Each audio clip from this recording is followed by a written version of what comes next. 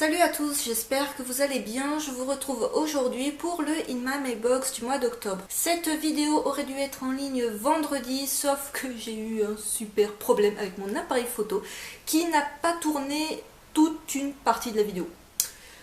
Donc, vu l'heure qu'il était, je me suis dit tant pis, je remets le tournage à dimanche. Donc aujourd'hui on est dimanche et je vous tourne enfin pour la seconde fois le In My Mailbox du mois d'octobre. Comme chaque mois, je vais vous présenter les nouvelles séries que j'ai commencées ainsi que les fins de séries qu'il y a eu pour ma part et le shikishi de ce mois d'octobre. Je vais passer très vite sur les mangas que je vous ai déjà présentés dans mon What's New d'octobre, mais ils se doivent d'être dans ce In My Mailbox étant donné que le In My Mailbox est le récapitulatif de tous mes achats du mois. Le mois d'octobre était décidément un mois Attaque des Titans puisqu'il y a eu tout d'abord la sortie de Before the Fall, le préquel de la série, puis la sortie du guide Inside, le premier guide officiel de la série. Before the Fall est le préquel de la série qui compte pour l'instant 3 tomes, toujours en cours au Japon, et le tome 2 est prévu en France pour le 3 décembre et le tome 3 pour le 4 février. Un premier tome qui m'a plu, mais comme je vous ai dit, sans plus. Du simple fait que je m'attendais à quelque chose d'un peu plus punchy, où ça bougeait un peu plus. Là, je trouve ça encore un petit peu mou. Il ne s'agit que du premier tome. Je continuerai néanmoins la série car j'adore, comme vous le savez, l'univers de l'Attaque des Titans. Au niveau des dessins, c'est exactement les mêmes dessins que ceux de la série principale, donc pas de grosses surprises à ce sujet. Une préquelle absolument pas indispensable comme je vous l'ai déjà dit, mais toujours bonne à lire pour les fans de la série. Ensuite, il y a eu la sortie de Inside, le premier guide officiel de la série. Le second guide, Outside, sortira quant à lui le 18 février. Ce guide, je l'ai trouvé très complet, c'est un très bon complément de lecture pour, encore une fois, les fans de la série. Si vous commencez à peine la série, que vous n'êtes pas spécialement très attaché encore à l'univers, c'est pas spécialement un achat qui sera obligé de faire pour pouvoir apprécier au mieux la série. Mais si vous êtes fan de la série, que vous voulez savoir un petit peu plus sur l'univers, que vous voulez revoir des points importants des 9 premiers tomes, c'est un guide qui est très complet de ce côté-là. Mais attention, je me répète, si vous n'avez pas lu les 9 premiers tomes, ne vous lancez surtout pas dans la lecture de ce guide, sinon vous allez vous faire des spoils de dingue. Niveau seinen, il y a eu le premier tome de Moya Simon de Masazuki Ishikawa publié chez Glénat. Seinen terminé au Japon en 13 tomes, le tome 2 est prévu pour le 19 novembre, le tome 3 pour le 21 janvier et le tome 4 pour le 18 mars. Un premier tome qui a su me convaincre, mais j'étais déjà totalement conquise par le synopsis et par la couverture que je trouvais juste magnifique. Petit point négatif néanmoins, il s'agit du prix puisque ces tomes sont à 9,15 €, ce qui est assez cher pour des volumes simples. Niveau qualité, Glénat fait du très bon travail d'impression. J'ai complètement flashé sur les dessins de cette série. Un seinen totalement atypique avec une pointe de fantastique, mais ce côté un petit peu instructif que l'on retrouve également par exemple dans Silver Spoon, un titre que je vous conseille si vous êtes passé à côté, même s'il s'agit d'un achat qui est un petit peu onéreux. Je continue niveau seinen avec le tome 1 de Ressentiment de Kengo Anazawa publié chez Kiyun. Seinen terminé au Japon en 4 tomes mais édité en France en double volume et le tome 2 est prévu en France pour le 22 janvier. Un premier tome, ou plutôt devrais-je dire 2 premiers tomes qui ont su, mais pire que me convaincre, un véritable coup de cœur. Il s'agit de l'auteur de I Am a Hero. C'est un petit peu dans l'idée de ce personnage qui n'est pas vraiment attachant, qui n'a rien pour lui et auquel il va arriver des choses extraordinaires. Un seinen vraiment très prenant qui nous en a fait pas mal de pubs. Si vous cherchez une histoire où se mêlent très habilement le virtuel et la réalité, c'est un titre que je vous conseille. En octobre, il y a eu des shoujo assez atypiques et je commence avec le tome 1 de Orange de Ichiko Takano publié chez Akata. Je parle de shoujo comme j'ai parlé de shoujo dans ma vidéo What's New, mais il s'agit en réalité d'un seinen. Alors comment il est passé de shoujo à seinen? Une abonnée me l'a très gentiment expliqué, tout simplement parce que le manga a changé de magazine de prépublication. À la base, il était dans un magazine shoujo, il est passé dans un magazine seinen, dont son changement de classification, mais en somme, on peut dire qu'il s'agit d'un shoujo et non d'un seinen. Voilà, si vous cherchez à savoir de quel genre d'histoire on va parler, on va plus parler d'une histoire qui tire sur le shoujo. Shoujo néanmoins atypique dans le sens où c'est pas le shoujo ultra gnangnan que vous avez lu et relu. Alors oui, il y a les codes du shoujo qu'on va retrouver dans des tas d'autres shoujo comme je vous l'ai déjà dit, mais l'auteur y insère une toute petite note de science-fiction avec cette lettre venue du futur qui va changer la vie de notre héroïne, et ce petit côté science-fiction est super intéressant et très bien traité jusque là. Un shoujo seinen assez sombre, même si voilà, cette couverture est juste sublime et on se rend pas trop compte en voyant ça comme ça que ça va être une histoire qui est quand même assez dramatique à la base. Niveau dessin, j'en suis totalement fan, mais bon, voilà, je peux comprendre que certains n'aiment pas ce dessin qui est très typé shoujo. Un titre qui a fait beaucoup parler de lui mais que je vous conseille si vous hésitez à le commencer. Dans le genre shoujo qui sort un petit peu de la norme de ce qu'on a l'habitude de lire, je vous parle à présent de Six Half de Rikako et Ketani publié chez Delcourt. Série terminée au Japon en 11 tomes, le tome 2 est prévu pour le 3 décembre et le tome 3 pour le 4 février. Ce titre-là m'a autant plu que Orange, mais dans un tout autre registre, puisque là, la particularité, c'est que l'héroïne n'est pas une héroïne de shoujo classique, c'est-à-dire l'héroïne un petit peu, voilà, naïve, un petit peu bébête aussi sur les bords. Là, c'est vraiment la fille qui est une vraie garce, la fille totalement antipathique, le personnage pour lequel on n'aura pas de pitié au début, quand on va comprendre de qui il s'agit. Et face au drame qu'elle traverse, c'est-à-dire une amnésie quasi totale suite à un accident de moto, on est automatiquement touché par ce genre de personnage, à savoir comment elle va réussir à s'en sortir, à reconstruire sa vie et à le reconstruire de manière plus sympathique que ce qu'elle était au préalable. Niveau dessin, là c'est assez particulier, je sais que quelques-uns d'entre vous m'ont dit qu'ils n'accrochaient pas au dessin. Personnellement, j'aime beaucoup. Si vous cherchez encore une fois un shoujo atypique, voilà, qui n'est pas gnangnan, qu'on n'a pas l'habitude de lire, je me répète, mais c'est exactement ça. Il s'agit d'un titre que je vous conseille tout autant que Orange. Dans un tout autre registre, il y a eu également la sortie de Sekaiichi Atsukoi de Shungiku Nakamura publié chez Asuka. Et oui, il s'agit bien de l'auteur de Shunjo Romantica qui revient avec une série qui compte déjà 9 tomes, toujours en cours au Japon. Et le tome 2 est prévu en France pour le 14 janvier. Un premier tome qui était juste une bouffée d'air frais, un bonbon acidulé dans le sens où c'est hyper drôle, hyper fun. Les personnages sont très attachants, tout comme les personnages de Shunjo Romantica, on s'attache très vite à ces petits couples qui se forment. On m'a informé entre-temps qu'il s'agissait d'une série tout comme Shunjo Romantica, dans le sens où on suivait bien 3 couples au final, sauf que dans ce tome-là, on voit pas encore les 3 couples, mais j'ai vraiment hâte d'en découvrir la suite, tellement c'est rafraîchissant comme lecture.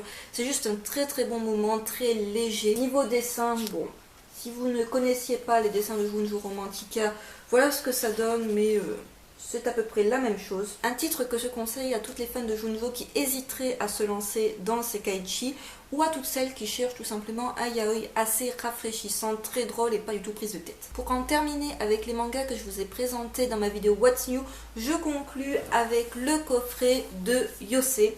Voilà le super gros coffret qui regroupe les 2 albums de Yosei, de Alice Briarake et Shiitake. Un très beau coffret qui coûte néanmoins son prix puisqu'il est à 33,80 €. Si vous cherchez un très beau coffret à offrir pour Noël ou si vous êtes tout simplement fan du travail de ces 2 personnes, c'est vraiment un coffret que je vous conseille qui vaut son prix. Hein, voilà, 33,80 € c'est une somme, mais ça vaut clairement le détour. J'en ai terminé avec les séries que je vous ai déjà présentées dans ma vidéo What's New. Je vais passer à présent à d'autres séries que j'ai commencé au mois d'octobre mais qui ne sont pas sorties au mois d'octobre. Et comme vous pouvez le voir, il y en a eu 4. Bon, il n'y a pas vraiment 4 nouvelles séries, 2 séries de one-shot. Je commence avec le one-shot Mon amour à tout jamais de Ko Yoneda publié chez Taifu. Vous vous en doutez peut-être en entendant Taifu ou en entendant Ko Yoneda qu'on va parler yaoi. Alors oui, il s'agit bien d'un yaoi d'une auteure que j'adore. Voilà, elle a fait Nights, elle a fait Twin Birds Never Fly, elle a fait Le labyrinthe des sentiments. 3 titres que j'ai dévorés, que j'ai adorés pour ce côté mature.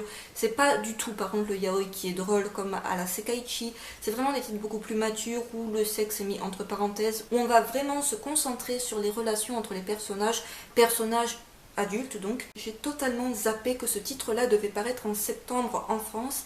Du coup, quand je l'ai vu en rayon, je me suis dit « Hey, un titre de Ko Yoneda que je n'ai pas et qui vient de sortir, obligé, je l'achète ».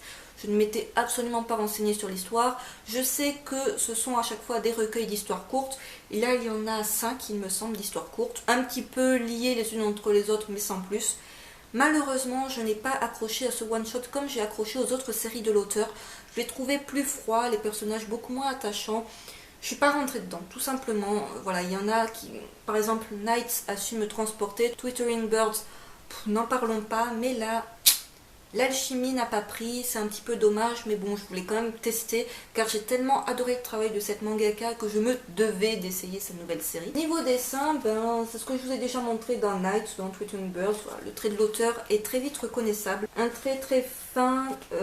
Voilà, il n'y a pas énormément de détails. C'est assez vide, niveau trame de fond, tout ça. Pour celles qui se demanderaient si ça vaut le coup d'œil, c'est qu'un one shot, donc après tout c'est pas le méga investissement du siècle si vous voulez tout de même le tenter, mais si vous ne connaissez absolument pas le travail de cette mangaka, c'est vraiment pas le titre que je vous conseille. Et voilà, je vous conseille plutôt de vous pencher, comme je vous disais, sur Nights, Le Labyrinthe des Sentiments, qui je crois était son top vente entre guillemets en France, ou Twittering Birds Never Fly, qui compte pour l'instant 2 tomes sortis chez nous. Dans un tout autre registre, j'ai commencé la série Erased de Kei Sambe, publiée chez Kiun. Et comme je ne fais pas les choses à moitié, je me suis bien évidemment procuré les 2 premiers tomes de la série. Erased est une série que je voulais absolument commencer depuis mais déjà des mois. Ce tome 1 est sorti en juillet dernier, le tome 2 est sorti au mois d'août, et déjà la série me faisait de l'œil par ses couvertures qui sont juste magnifiques. Couvertures qui se prêtent d'ailleurs très bien à la saison automne-hiver. Voilà. Je vous montre les couvertures. Couverture du tome 1 qui est juste dingue. Et la couverture du tome 2.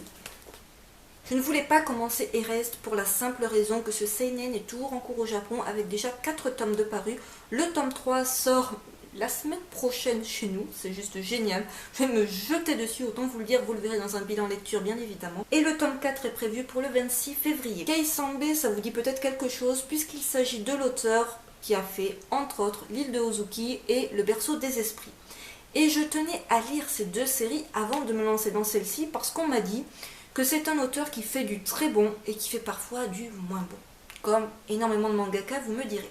Et j'avais dans l'idée de me procurer ces 2 précédentes séries avant de me lancer dans celle-ci. Je m'étais dit, bon, t'as le temps de lire les 2 autres séries et tu achèteras celle-là quand elle sera terminée. J'ai eu le malheur de commencer à regarder un petit peu les chroniques qui ont été faites à propos des 2 premiers tomes de Erased. Et les chroniques étaient juste excellentes. Certains ont eu un avis mitigé, néanmoins m'ont dit que bon, ils s'attendaient peut-être à quelque chose d'un peu plus punchy, un peu plus poussé. Mais personnellement, ces 2 premiers tomes, je les ai bouffés. Je ne pensais vraiment pas accrocher autant à la série, parce que je me disais, bon, je sens que ça va faire comme King's Game, je vais vouloir la commencer à fond. Et une fois dedans, je me dis, oh, pourquoi j'ai commencé ça? Mais finalement, ça a été limite un coup de cœur, tellement j'ai accroché déjà au synopsis de base. C'est-à-dire ce personnage qui a la capacité, enfin ce don, ce malheur, c'est pas trop pour lui, par moments on a l'impression que c'est plus une malédiction qu'autre chose, de revenir en arrière. C'est pas lui qui choisit quand ou comment il revient en arrière, c'est par moments il va avoir des rediffusions d'une scène de la vie de tous les jours, et il va comprendre que cette scène se répète pour une bonne raison, c'est-à-dire qu'il y a eu un problème, un accident, un mort, catastrophe quelconque, et qu'il est chargé d'empêcher cela pour que le temps reprenne sa route normalement. Au départ, il n'a pas spécialement envie d'aider des inconnus à s'en sortir ou quoi, mais étant donné qu'il est conscient qu'il y a un problème, qu'il va y avoir des morts, des blessés et tout, il se sent un petit peu obligé voilà, d'intervenir. Le souci, c'est quand les problèmes vont devenir un peu plus personnels, que ça va toucher sa propre famille, et là, ça va devenir très intéressant. Ce tome 1, autant vous dire, vous ne pouvez pas acheter le tome 1 et n'acheter que le tome 1. Tout simplement car le tome 1 se termine sur un suspense de fou. Voilà, avec vraiment une scène, je me suis dit, du bon sang, ils vous foutent ça à la fin du tome 1. Un petit peu à la manière, je dirais, d'Alice in Borderland, c'est-à-dire vous attendez pas à quelque chose d'aussi puissant dès le premier tome. Vous dites, non, l'auteur a décidé de nous flinguer des personnages dès le premier tome. Oui. Clairement, c'est ça. Je ne vous dirai pas qui meurt dans le premier tome, mais clairement, c'est ça. C'est d'arriver à vous faire tuer des personnages principaux. Et l'histoire va repartir de là à partir du tome 2. Et dans ce tome 2, on va suivre donc l'événement tragique de la fin du tome 1. Et bien sûr, grâce au pouvoir de ce personnage, tout ne va pas rester comme ça. Et à la fin de ce tome 2, ça finit encore dans un suspense de fou. Donc autant vous dire, j'ai vraiment hâte d'avoir le tome 3 la semaine prochaine et je vous en parlerai très vite dans un bilan lecture, plutôt fin novembre, car j'ai d'autres bilans lecture à vous tourner entre temps. Niveau dessin, j'adore. Alors on peut aimer le travail de l'auteur ou on peut ne pas du tout accrocher. Personnellement, je trouve ça vraiment magnifique. C'est vraiment magnifique. Vous avez des pages couleurs sur papier glacé au tout début du tome, comme le fait très souvent Kiun. Voilà. Très très bonne édition. Un seinen que je vous conseille si vous êtes passé à côté ou si vous hésitez à le commencer. Je suis embêtée vraiment de ne pas avoir lu ces 2 autres séries, comme je vous disais, L'île de Ozuki et Le berceau des esprits, avant de me lancer là-dedans. Mais voilà, c'est vraiment le craquage du mois. C'était obligé à un moment donné. Je dis, à un moment, tu vas le voir, tu vas craquer pour.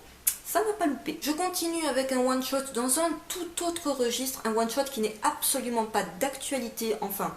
Il revient un petit peu d'actualité, je vais vous expliquer pourquoi. Il s'agit du one-shot Litchi Ikari Club alors là, le truc est totalement illisible, hein. Je tiens à le dire, c'est illisible. de Uzamaru Furuya, c'est publié chez Imo. Un one-shot qui est tout de même assez connu, Litchi Hikari Club, on en a beaucoup entendu parler. Il est sorti en 2011 en France, je crois qu'il est sorti en 2006 par là au Japon. C'est quand même une œuvre qui commence à dater un petit peu et qui m'avait toujours intriguée par son côté Eroguro. J'ai très peu de titres Eroguro, c'est un style avec lequel j'ai encore un petit peu de mal, même si c'est un style qui me tente par son côté un petit peu atypique. Voilà, c'est pas ce qu'on a l'habitude de lire du shonen et du seinen classique. Ce titre est un seinen de genre suspense horreur et c'est à peu près ça, c'est de l'horreur pure. Mais qui tire vraiment sur l'Eroguro, c'est-à-dire que vous avez des scènes de viol, mais vous avez des scènes un petit peu trash, ce qui fait que ce titre n'est vraiment pas tout public, je tiens à le signaler. Je ne sais même pas si c'est précisé quelque part, ça n'est pas précisé, mais je tenais à vous dire que ce n'est absolument pas tout public. Quand on parle d'Eroguro, on parle donc de scènes assez choquantes. On aime ou on n'aime pas. Personnellement, j'ai beaucoup aimé Litchi Hikari Club.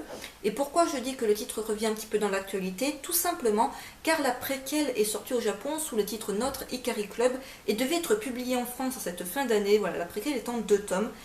Alors qu'est-ce que la préquelle? Dans le sens où on va suivre les personnages, ces personnages-là, avant l'histoire de ce tome-là, pour comprendre comment ils ont créé ce Litchi Hikari Club. Alors l'idée du Litchi Hikari Club, comment elle leur est venue, et voilà, de créer cette machine, tout ça. Je vous en dis pas plus parce que le synopsis est vraiment très bon, mais bon, je vous conseille plutôt de chercher un petit peu sur la toile, tout ça. Vous pourrez trouver quelque chose d'un peu plus complet que ce que j'en dirai dans cette vidéo. Le préquel devait sortir en ce mois de novembre, du moins le tome 1. Et le souci, c'est comme toujours avec Imo, les dates ne sont pas respectées et donc il est repoussé à l'année prochaine. J'espère que les 2 tomes sortiront l'année prochaine. N'ayons pas trop d'espoir avec Imo, les titres sont souvent malheureusement repoussés, comme La fille de la plage de Inyo Asano qui est repoussée depuis cet été, me semble. Bref, c'est un petit peu énervant, mais Imo fait un travail de fou. Je tiens à le dire, c'est quand même une édition qui fait du très beau boulot et qui édite des titres un petit peu atypiques. C'est des titres où on sait qu'on ne les aurait pas retrouvés chez des éditeurs un peu plus classiques. Ce titre est à 18,30 €, mais sachez qu'il les vaut. Les titres Imo, Le Lézard Noir, etc., ces maisons d'édition là sont un petit peu plus chères que la norme. Voilà, mais bon, vous voyez que c'est quand même du gros format, que c'est un one shot, que le travail, rien qu'au niveau de la couverture, est sublime. Au niveau des dessins, personnellement j'aime beaucoup le style. C'est un style horrifique, ça me fait penser un petit peu à certains moments très légèrement au travail de Shunji Ito, dans le sens cet univers très glauque, ces personnages vraiment très... une ambiance très malsaine, disons, et des personnages clairement malsains, eux par contre, ça, ils sont comme ça dans leur tête. C'est vraiment génial à suivre, mais voilà, si vous êtes un peu sensible, je peux comprendre que ce genre de titre rebute. J'ai longtemps hésité parce que j'en voyais des notes excellentes et je me disais... Est-ce que le côté trop Eroguro ne va pas me dégoûter complètement de l'histoire qui est géniale? Non, j'ai tenu le coup, je suis encore là. La fin est assez what the fuck, comme énormément de titres Eroguro, c'est un petit peu tiré par les cheveux, on peut se dire le gars était perché du début à la fin. C'est complètement ça. Après, voilà, on peut le lire et le relire, on trouve un petit peu des détails qu'on n'a pas lu à la première lecture, c'est ce que je vais faire. Et c'est un titre que je vous conseille si vous cherchez un seinen horreur qui allait très bien dans la période... Je l'ai lu pour Halloween, ça allait très bien dans la période Halloween.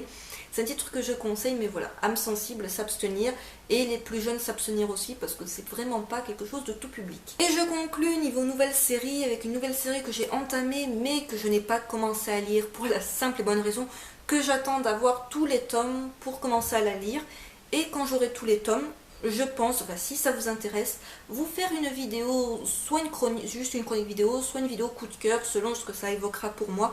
Je pense plus à un coup de cœur tout de même, un petit peu d'avance, j'anticipe le coup de cœur. Donc n'hésitez pas à me dire en commentaire si cette vidéo vous intéressera ou pas. Et si la vidéo vous intéresse, elle sera plutôt au mois de janvier sur ma chaîne, car je pense pas arriver à acheter tous les tomes voilà, avant fin décembre. Il s'agit de la série Emma de Kaoru Mori, publiée chez Kiyun dans leur collection Latitude. Une collection chez Kiyun que je n'avais encore jamais testée. Je pensais la tester à partir de ce mois de novembre avec la série Pandemonium que vous retrouverez dans mon What's New de ce mois-ci. Mais finalement, je l'ai commencé avec Emma, cette collection Latitude. Alors pourquoi me pencher là maintenant de suite sur ce titre? Tout simplement car j'ai vu une chronique vidéo de Claudia de lecture de livres. Je vous mettrai le lien de sa vidéo dans la barre d'infos si ça vous intéresse. Elle a parlé, je crois, que des 2 premiers tomes, quelque chose comme ça. Et j'étais là, mais comment j'ai pu passer à côté? C'est du Kaoru Mori. Kaoru Mori, je vous en ai déjà parlé avec Bright Stories et vous savez combien j'aime Bright Stories. Alors ce titre-là, par contre, ça n'a absolument aucun foutu rapport. puisque là c'est de la romance historique, donc c'est vraiment, si vous avez aimé Pride Stories, ce n'est pas dit que vous aimiez Emma, ce n'est pas dit que j'aime Emma, mais bon, je pense que ça va me plaire. Pour l'instant, je n'ai que les 3 premiers tomes. Il faut savoir que ce sont des tomes qui sont tout de même à 18 €. Il faut savoir que Emma, à la base, c'était une série simple en 10 tomes qui n'est plus éditée depuis des années et Ki-Yoon l'a repris dans sa collection Latitude en grand format en double volume. Donc voilà, ça nous fait du 9 € le tome simple, finalement, 18 € le volume double. Franchement, ça va. J'en ai enfin terminé avec les nouvelles séries que j'ai commencé au mois d'octobre. Et là, vous vous dites, enfin, elle a terminé avec tout ce qu'elle a commencé au mois d'octobre. Je vais passer à présent aux fins de série qu'il y a eu pour ma part. Et c'est un petit peu ridicule de ce côté-là, puisqu'il n'y en a eu que 2. Une que j'ai eu le temps de lire et une que j'ai pas encore eu le temps de lire et qui n'est vraiment pas une priorité de lecture. Je commence avec celle qui n'est pas une priorité de lecture. Il s'agit du 18e tome de Mademoiselle se marie de Megumi Azuki. C'est publié chez Kaze Manga. Un shoujo, alors oui, si vous aviez encore un doute, ceci est un shoujo, avec cette couverture un petit peu beaucoup girly. Un shoujo auquel j'avais beaucoup accroché à la base. Je crois que j'avais même pris l'édition collector du premier tome, tellement ça me faisait de l'œil dès le départ. J'avais beaucoup aimé les premiers tomes, je ne sais plus où je m'en suis arrêtée, ni pourquoi j'ai arrêté de lire la série. Mais voilà, j'ai dû décrocher à un moment. Ma foi, c'est pas un titre que j'ai hâte de reprendre là, de savoir mais comment cela peut-il se terminer? Non, avec une couverture pareille, comment ça peut se terminer? Je ne sais pas, la couverture ne spoil rien du tout. Voilà, c'est à peu près le cas dans énormément de shoujo.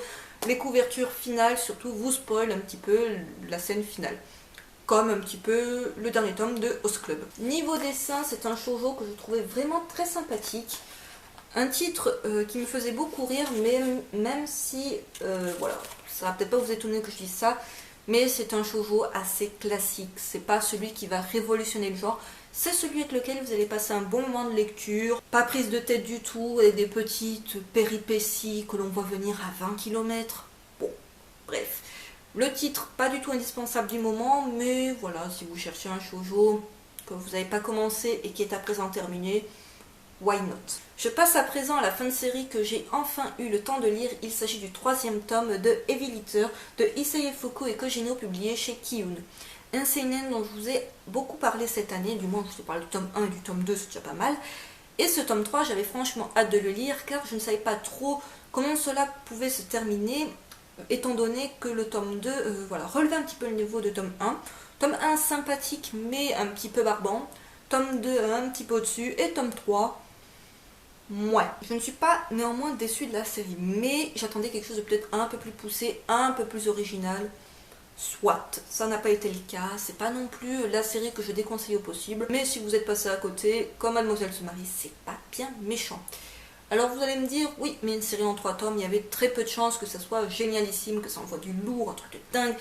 Oui, ça arrive, regardez Scumbag Loser, c'était bon de A à Z, et là c'est bon, c'est pas non plus la série que je déconseille, mais voilà, ça se lit sans plus. Le final est intéressant. Il y a de très bons éléments qui sont exploités dans ce tome 3. Voilà, un côté très sombre de l'histoire, tout ça, c'est vraiment très passionnant.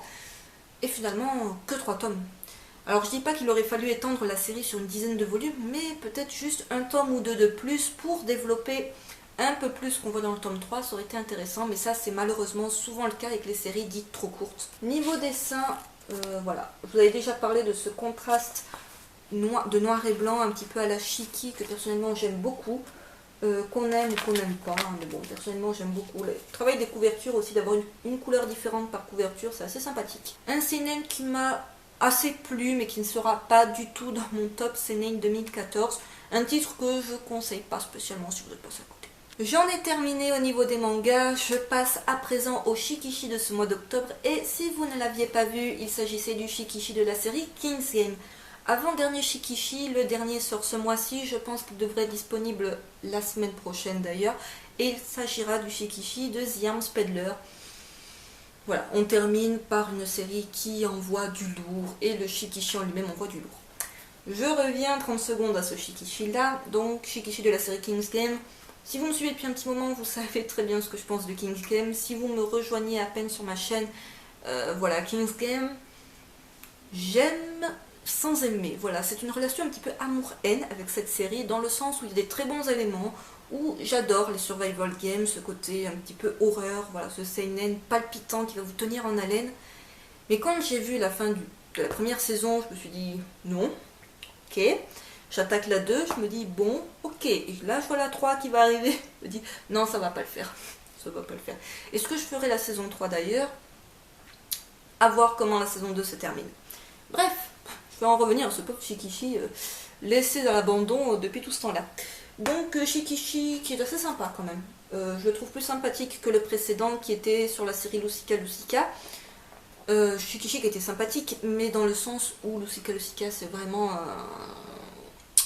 une série avec laquelle j'ai eu beaucoup de mal, où je me suis arrêtée au bout de 2 tomes, donc voilà. Mais ce Shikishi là est quand même sympa. Qu'on aime ou qu'on n'aime pas King's Game, on ne peut nier que c'est quand même assez sympathique à regarder. Mais bon voilà, j'ai vraiment hâte d'avoir le tout dernier Shikishi. Là il va envoyer du lourd et j'ai vraiment hâte de vous le présenter dans le In My Mailbox du mois de novembre. Ainsi s'achève ce In My Mailbox, j'espère qu'il vous aura plu. N'hésitez pas à me dire en commentaire ce que vous en avez pensé. Si vous voulez une vidéo sur la série Emma de Kaoru Mori, n'hésitez pas à me le dire en commentaire. Si vous avez lu la fin de Mademoiselle se marie, ce que vous en avez pensé. Si vous avez peut-être lu aussi la fin de Heavy Litter, ce que vous en avez pensé. Ce que vous avez commencé au mois d'octobre, qui est peut-être ou peut-être pas sorti au mois d'octobre. Cette vidéo est terminée. Je vous dis à très vite.